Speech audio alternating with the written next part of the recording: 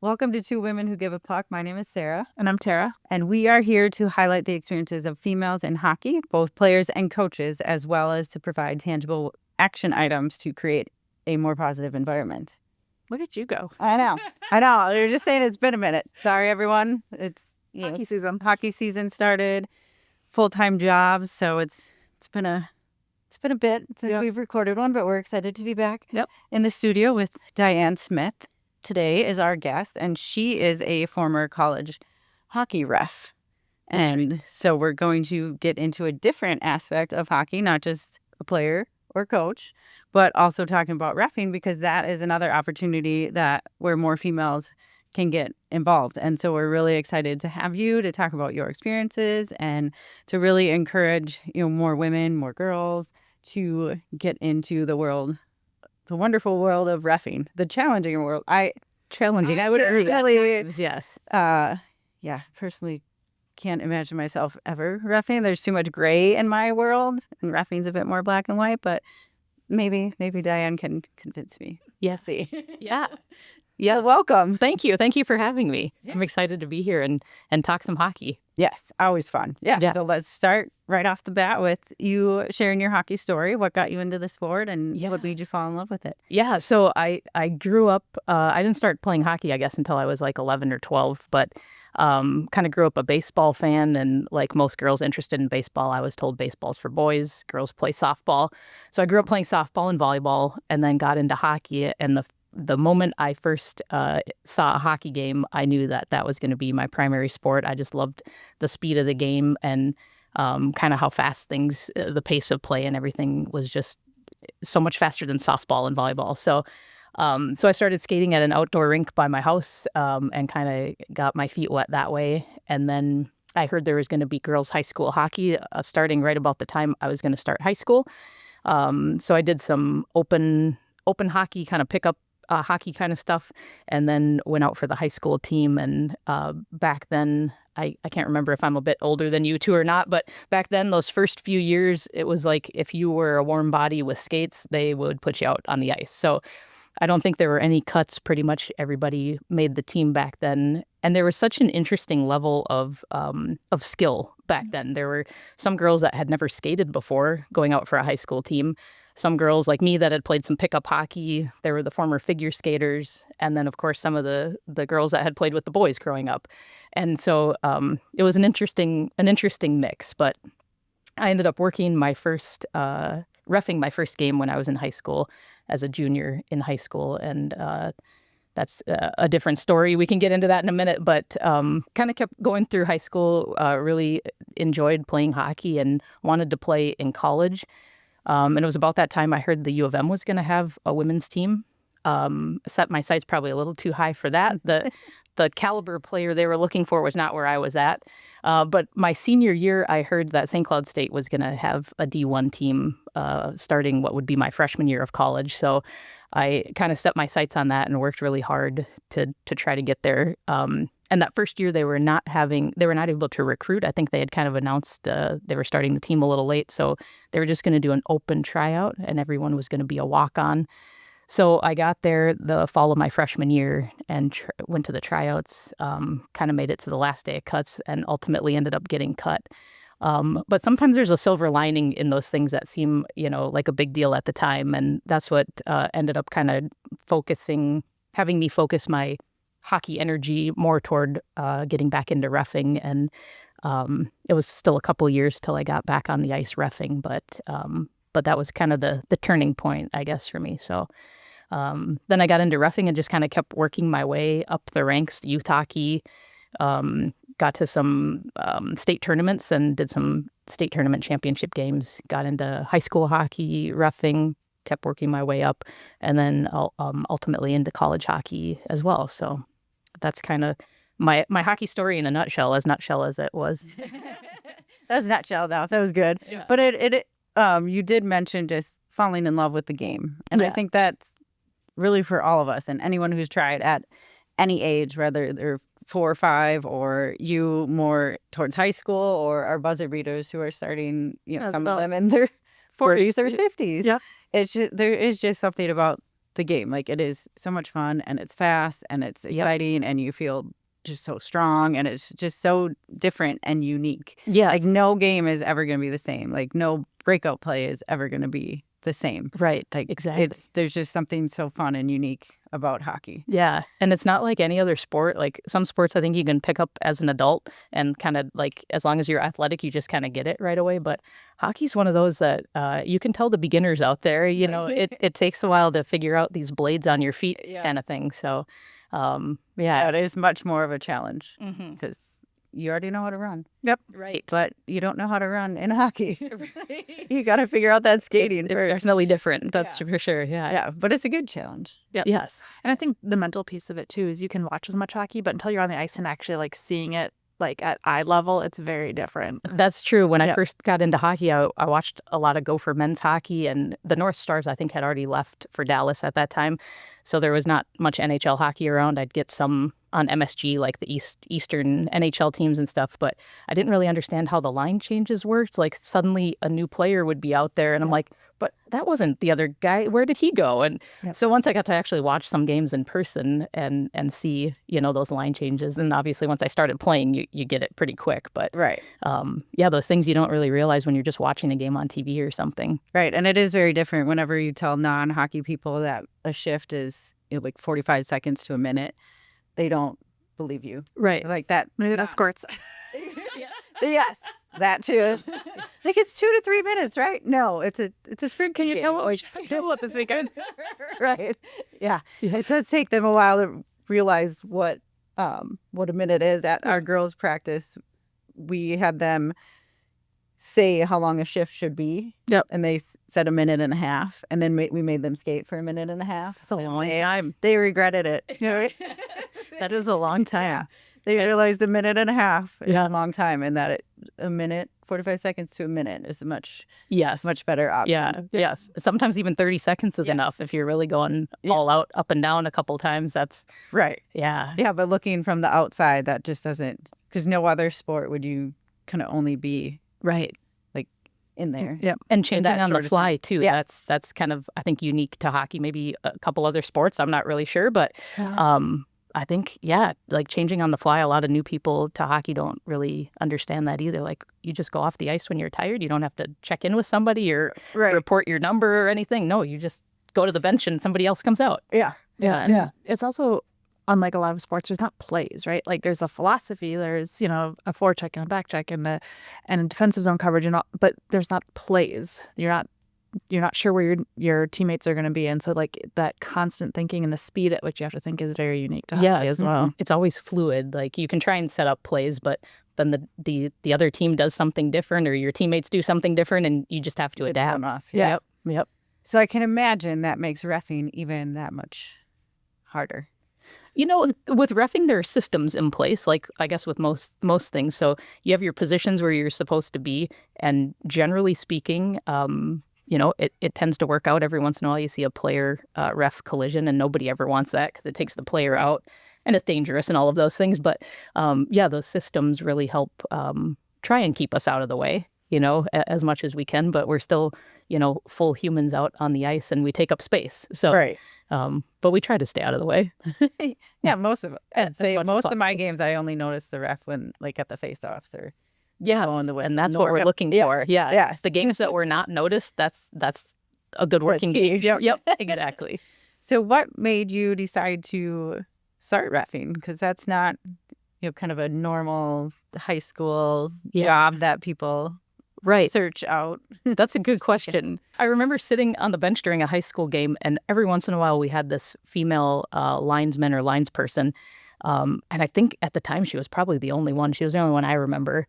And I asked one of my high school teammates the other day if she remembered who this woman was, and she threw out a name. So I'm not really sure if it was her or not, so I don't want to say the name. But anyway, I remember seeing her out there, and I'm like, if she can be out there, I bet I could do that too.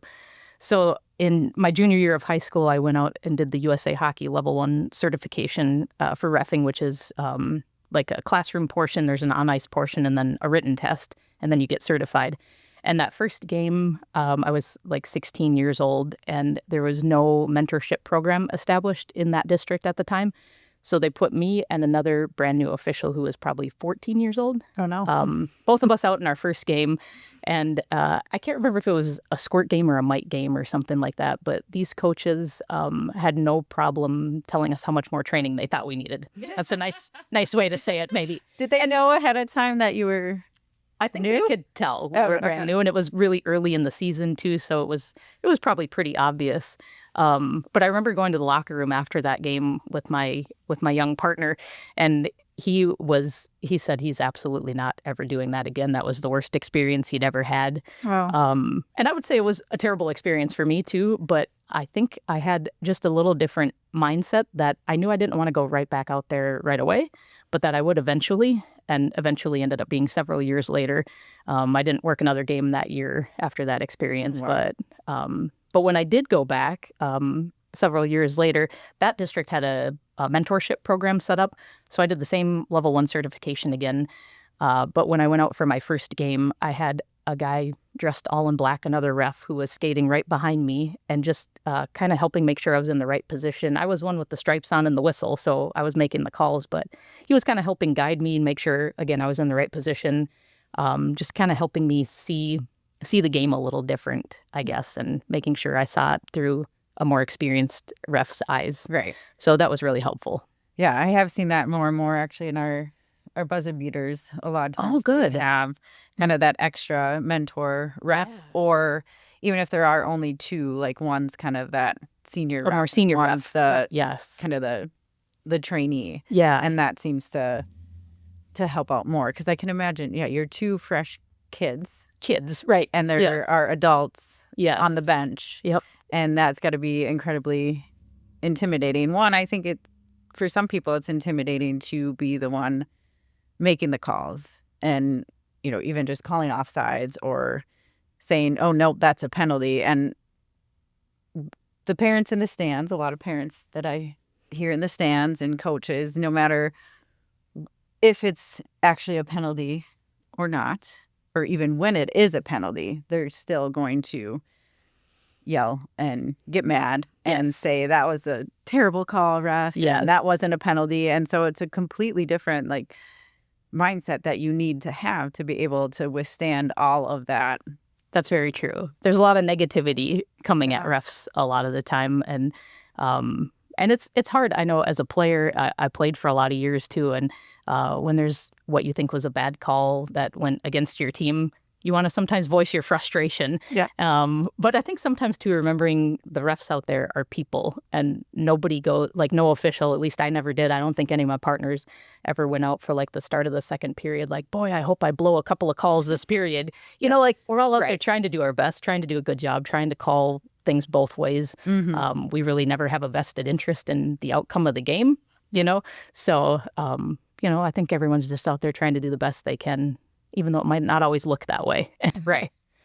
But yeah, and it's wild to me that people, grown adults, think it's okay to yell at children. That was where I was at when I was reffing that game as a junior in high school, and these adult men, and they were all men on the bench, and these were all boys. It was a boys squirt or mite game or whatever. Yeah. But yeah, just hearing it from those adult coaches and the fans in the stands, and I feel for anyone that has a first game experience like that, because I know what it felt like, and it was pretty terrible. So. Well, and to be honest, I can't imagine that too many first game experiences. I mean, having the training refs is probably different, but yes. I can imagine there's still a lot. I personally hear a lot of it from the stands when I'm watching, my kids' games or listening to, even at our buzzer beater championship game last year, the other coaches were Yelling at the refs. yelling at the refs, and it's something else. It really is. Yes. And when you're that one out there being yelled at, I mean, eventually you end up developing a thick skin, and it kind of rolls off your back. And a lot of times it ends up sounding like the adults in Peanuts, in the Peanuts cartoon, you you don't really hear exactly everything they're saying. But you usually get the gist of it. Right. Yeah. But if you don't develop that thick skin, that's one of, I think, the issues with our sport now, is that we can get refs in, but so many, like you said, you were one and done Right. initially, and who knows if that partner ever you were with ever made it back, or if he was just one and done. So if that's a common first experience or even 10th experience, or, refs are going to start to leave. Right. Like, from what I've heard, it's not so much that we can't get refs in, it's that we can't keep them in. And I know even one of my son's scrimmages last, like January, I think January-ish, ended up having to get canceled because refs were getting sick, because it was winter, cold season, and then they didn't have enough refs, and the district games took priority over the scrimmages. Right. And so that's the first time I've ever had that experience where, games are getting, or scrimmages are getting canceled. Yeah. And it's like, if this environment kind of keeps up, then it's going to be harder and harder, I think, to keep folks in. So I think sometimes even attracting new officials can be difficult with all of what we just talked about, all of the negativity towards officials. And I think this might sound like an idealistic perspective, but if we can change a little bit the view coming from the coaches and the parents at the youth level toward officials, maybe not a positive spin on things, but at least trying to view the refs as neutral. I think that might go at least toward maybe not dissuading young skaters toward wanting to officiate. And then, like you said, trying to retain officials once we have them. I think the mentorship program goes a long way in just kind of setting new officials up for more success and just being more comfortable on the ice. And then also, like with anything, you want to develop and grow as a player. You want to develop and grow as an official too. So having a path for that development and growth, like what's the next level? Most refs don't want to keep working like U10 and squirts forever. Not that those are bad levels, but you want to get into some higher level games. And so having kind of a roadmap of what are the opportunities available and how do you get there? I think those kind of things can go toward helping to retain officials. Right. And USA Hockey, just like the coaches have level 1, 2, 3, and 4 that they have to take, refs have kind of that same. Yep. And does it expire and you have to move on to the next level? Yep. Does it work that same way? Right. I think you can stay at a lower level if you want. I think they try to move you on from level 1 at least, because I think at level 1 you can only work up to, I think it's like squirts and U10. So once you get past level 2 and 3, you can kind of keep going up the ranks with USA Hockey, and then high school and NCAA have their own governing bodies and their own rule books and all of that, which can also get a little tricky if you're officiating in all 3 of those leagues, right. Trying to keep 3 rule books straight. And sometimes it's just the silliest little rules that are different, where the face-off goes after a high stick, or, those kind of things. So could you share kind of the game through a ref's perspective, or what do you wish that parents or players or fans knew? Because I know Tara even mentioned how the game looks different from, you're watching it on TV to even you're watching it on the stands or from the bench, or you're on the ice. In it, eye level. It's such a different view, and I can imagine from a ref's perspective too, it looks drastically different than the parents in the stands or even the coaches on the bench. Yeah, it definitely does. And as somebody, I kept playing up until a few years ago and kept reffing up until a few years ago, and seeing the 2 different perspectives, and as a fan too, as a spectator at games. As a ref, it's easier to see the game sometimes because you're not in it as much. When you're playing, you're constantly, looking for the puck or looking for plays or looking for where your teammates are. And as a ref, you're constantly trying to avoid those things. You're trying to avoid the puck. You're trying to avoid the other, the players out there and that kind of thing. So, and you're trying to stay in position and get to the lines where you're supposed to be and all of those things, so you can try and see the game, make the right calls and that kind of thing. And yeah, I think sometimes as spectators and coaches, even players, it's kind of easy to forget that the refs out there are human too, and we're going to get in the way every once in a while. We're going to make mistakes. We're gonna miss a call, or maybe you think we missed a call, or that kind of thing. Right. But just the game is definitely different from each one of those perspectives, and I guess that's kind of what makes it interesting too, is just having those different viewpoints and things. Right. And it moves so fast. It does. Yes. Like you can't possibly be looking at everything all the time. That's true. Yes. Yeah. Yeah. It moves quick. And a lot of times, as an official, you've got a split second to make a decision as to whether something was a penalty or not, or whether you're initiating icing or not, or blowing an icing down or not.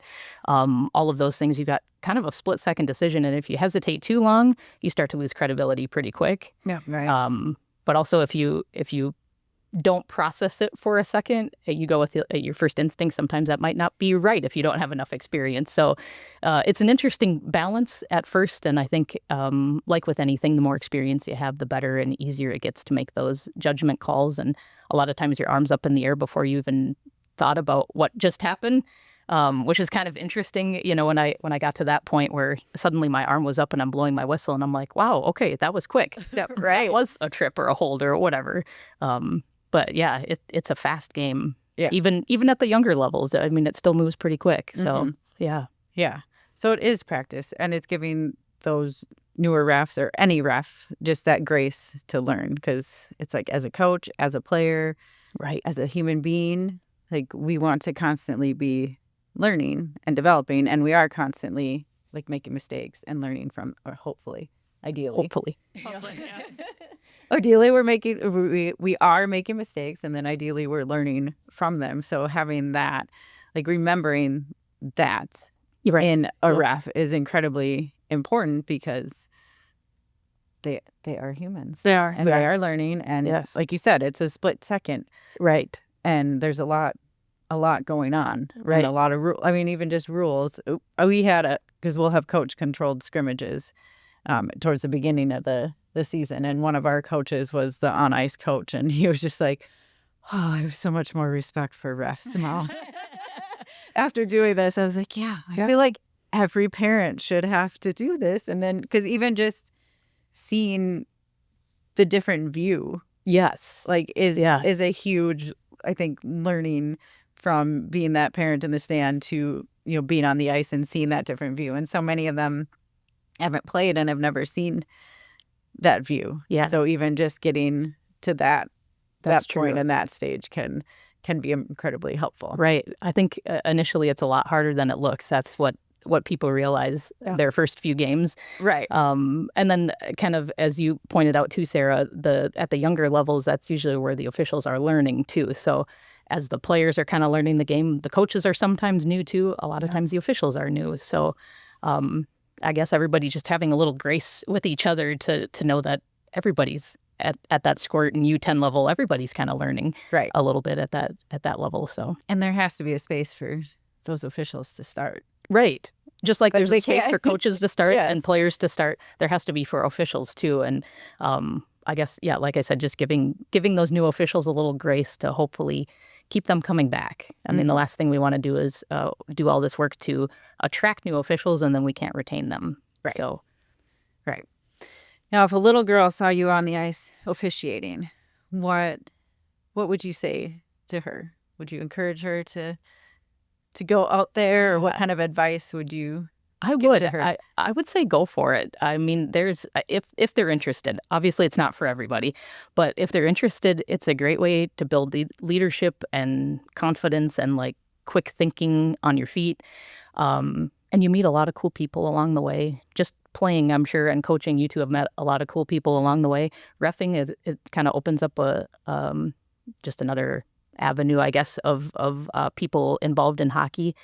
But really, that leadership and confidence, if you think about, again, your whistle to your mouth and your arm goes up, and suddenly everybody in the rink, if it wasn't an obvious icing or offside, everybody in the rink is looking at you like, what was the call? What does she have? Is this a penalty? Is it what's going on?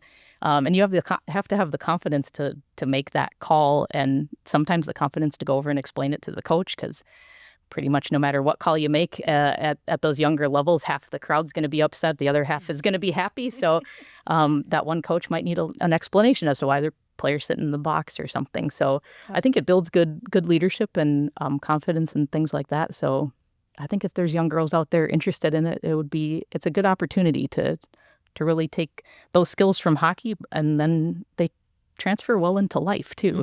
Having good leadership and confidence and that ability to think quickly on your feet and those kind of things. So, right. Yeah. So as a parent of a soon-to-be old enough person to ref, I have hesitations about allowing them to go to that just because of the environment that you're putting them in and the kind of the verbal abuse from coaches. What would you say to someone like me that's like, ooh, I'm not sure reffing is? That's a good question. And the tricky part is, I would say in my years of reffing, the most flack I got from coaches was usually from the younger levels, from those peewees, squirts, U10s, U12s. So, and then obviously that's where most kids start reffing, is at those levels too.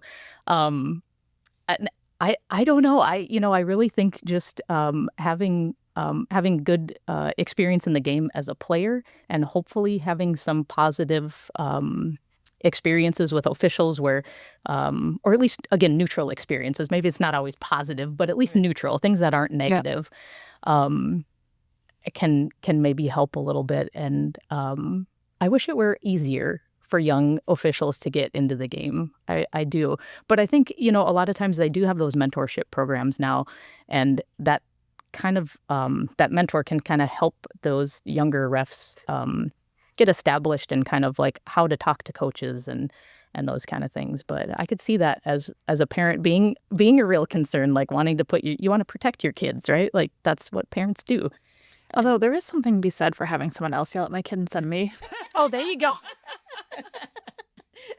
Can you tell us back a week?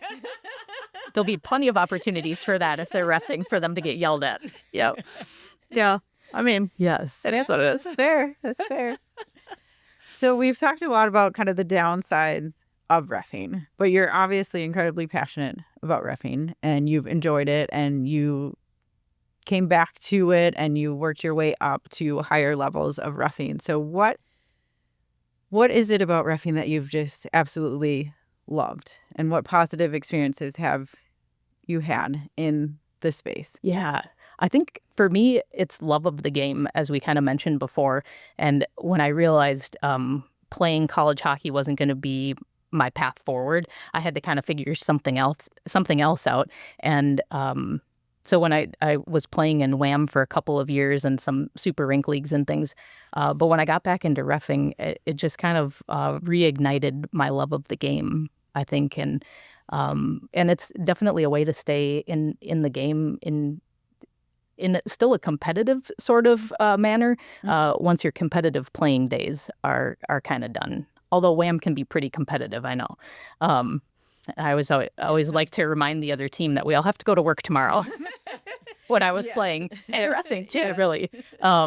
But yeah, I think love of the game is what kind of keeps me coming back. And, you have to have some reason to get up off the couch when it's like the dead of January and you have a 9:00 game all the way across town and you're nice and cozy watching a movie in your warm house. Like something's got to get you up off the couch. And for me, whether it's playing or reffing, it's really just love of the game and wanting to keep skating. Right. Wanting to keep the game going and give Exactly. more players more opportunities to enjoy the game and play the game. All of those things, yeah. Positive experiences and keep it safe. Like the refs do keep it safe, because we have had, even in WHAM and in, kids' games, if they're not there calling things, like it can get out of hand. It can pretty quickly. Yeah. And I know a lot of times the refs get flack when the game starts to get out of hand, like the refs aren't controlling the game. And I just had this conversation with my husband at a Gopher game recently, and I said, let me flip the script a little bit. Isn't it the coaches that really aren't controlling their players that are allowing them to play that way? All the refs can do is really respond after, an infraction has happened. And so maybe this is a ref's perspective, but, thinking that the coaches maybe in those cases need to work a little bit more to control the behavior of their players, I guess, versus us as officials. All we can do is respond after the fact. So, right. Yeah. Because hockey is an aggressive game, and some players can take it to a different level that's maybe a bit more unsafe versus playing aggressive kind of within the rules. Yeah. Still. Yes. Yeah. Yep. Yeah. Because up until bantams, you can't check, but it's still a very physical game, and it's understanding how to make body contact in kind of that safe. Yes. And then mixing all those way. puberty emotions, and That's true too. Yeah, those sticks can become weapons. yes, just like in mites. Yes. Got the baseball bat swing. Yep. Yeah. Yeah, very true. So yeah, that can be a coach, a parent, an opportunity to deep breath. Yep. Yes. Talk a kid. Focus. And Focus. Yes. The refs Yep. can help with that as well, but everyone it is kind of really everyone plays their part. It's like Yes. the players are contributing, the refs, the coaches, the parents, like everyone really is contributing to creating that safe space. And That's so if very it true. does get out of hand, we can't, as much as we would love to just say it's the refs' fault. I understand. I do understand. But the refs do need to be there to make those calls when things are starting to get out of hand. Yeah. And a lot of times, like the scrums in front of the net after the whistle blows, I mean, if especially in like a college level 4-person crew, you get the linesmen or the linespeople in right away to separate that. I mean, those are ways I think we can avoid some of those infractions. But, the rest of the game, while the game is in play, we can't blow our whistle thinking that that person's going to slash the person or that's going to be a boarding. We have to wait until it happens. Right. So that does get a little tricky sometimes, especially when you see it coming and you just have to wait for it to happen. Yep. Right. But I never thought of that. You almost always see it coming. you see it coming, yes. You're around the game enough, yep. I mean, as a coach, you can yell, no. Some kids will respond to that. Sometimes it's too late. But yes, as a ref, you do just have to sit and wait. Yeah, yep. There was a kid that I have coached several times, and he just gets this look in his eye, and I'll just be like, don't do it. And he'll look over at me. And his hand is sliding up the stick, and I'm like, don't do it. Could see it coming. Yep. Don't do it. And that's a good way when a coach can step in and kind of hopefully avoid those type of penalties and things. Yeah. That's good. Yeah. I know there's some kids too. Yeah, they get kind of the crazy eyes, and then it's just we will leave you on the. If you have an opportunity, Maybe just take a breather. leave you on the bench until we get past this. A little water break for you. Yes. So coaches can, as coaches and parents and players can really all contribute to kind of this safer environment for reffing, for refs, for kids, for everyone to play, because hockey is a fast and physical and can be a dangerous sport, and definitely so And emotional. right? Yes, emotionally dangerous as well. Yes. And so we're all we are all in this, and we all love the game, and so seeing each other as we're all collaborating versus we're always having to fight each other. Yes. It's nice when we can all kind of work together toward having a safe game and a fun game. It should be fun. I mean, that's why most people are out there, is because it's fun. Right. But making sure it's safe too, because nobody wants to go home with injuries or right at any level. At any level, exactly. Yeah. Yep. Yeah, and I think part of it too is respectful communication, because so many times we as coaches, I'll take responsibility, we don't say anything until we're already upset. And that being said, the other night we had a game against a team we've already played this season, and the game, it did get out of hand, the first one, but it got a little chippy, and so I just had that conversation with the referee. I'm like, hey, we've talked to our team, I'm sure they've talked to theirs, but if there's a penalty, please call it. Set this tone right away for us, please. Yes, and that can be really frustrating from a player and coaching perspective, I'm sure too. I've never coached, but from a player's perspective is when things are starting to get chippy and nothing's getting called. And both teams seem to kind of escalate from there. And that's where I think, again, the refs really do need to come in and make sure they're calling some of that ticky-tacky stuff. Sometimes it means taking a player from each team and putting them both in the box. Maybe it doesn't change the on-ice strength necessarily, but at least sends a message hey, we're going to call this stuff. Right. And again, for safety reasons, and to keep the game moving and that kind of stuff too. Yeah. So back to the beginning of your story with reffing, you brought something up that's incredibly important and is a huge part of why we are here. And it is that you were sitting on the bench playing and you saw a female ref. Yes. So seeing female refs, and that actually put the idea in your mind of hey, if she can do that, I can do that. And she was possibly the only female ref at that time. And So that so many other, I mean, I don't remember a female ref playing in high school, or I don't even know. There was maybe one or two. There's maybe one in college. So it wouldn't be, outrageous to think that a female hockey player can go through high school and college and literally never see a female ref on the ice. And so that's a huge, huge thing that we need to change, because it's that whole, if you can't see it, like you can't imagine yourself being it. That's right. So that's such a huge, thank you for being that example. And whoever that lady was who was the example to you, also thank you for